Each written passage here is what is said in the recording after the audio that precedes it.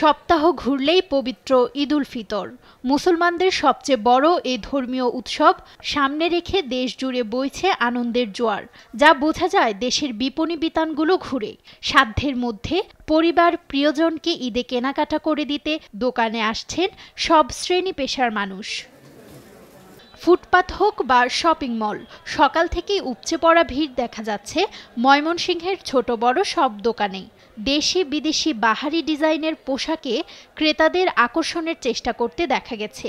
তবে ময়মনসিংহে পোশাকের গুণগত মান ও দাম নিয়ে ক্রেতাদের মধ্যে রয়েছে মিশ্র প্রতিক্রিয়া। যে ড্রেসগুলো আছে ওগুলোর কোয়ালিটি তেমন একটা ভালো আমার কাছে লাগেনি, বরাবর যেরকম থাকে ঠিক ওরকমই, বাট এবারে প্রাইস রেঞ্জটা আগের তুলনায় অনেকটাই বেশি লাগতেছে।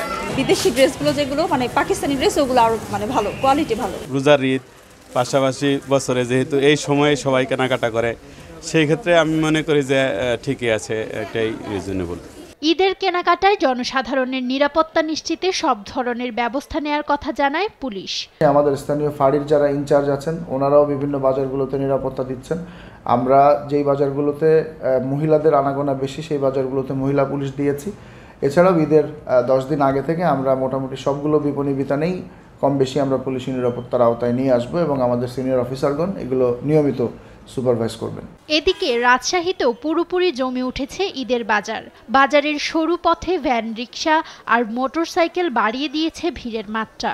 এবারের ঈদে রাজশাহীর মানুষের পছন্দের শীর্ষে রয়েছে ভারতীয় ও পাকিস্তানি পোশাক। তুলনামূলকভাবে আরো বেশি, এর আগে বা যেমন ছিল তার চেয়ে আরো বেশি, আস্তে আস্তে আরো বাড়তেছে। হ্যাঁ, আসতে নতুন কাছে আসছে, একদম আসে না তাই না, আসছে কিন্তু আপডেট বেশি মনে হচ্ছে, একটু নতুন, দামও অনেক বেশি। হ্যাঁ, গাউনগুলো এসছে এগুলো, হ্যাঁ, তারপরে যে ফার্সি মডেল বলছে গারারা, এই জাতীয় পাকিস্তানি বলছে কাপড়, ভালো কিছু, দামও কম বেশি মিলিয়ে আছে। ঈদের পোশাক, জুতো ও সাজগোজের জিনিস কেনার হিড়িক পড়েছে বিভিন্ন দোকানে। নুসরাত শোভা, নিউজ ডেস্ক, দেশ টিভি।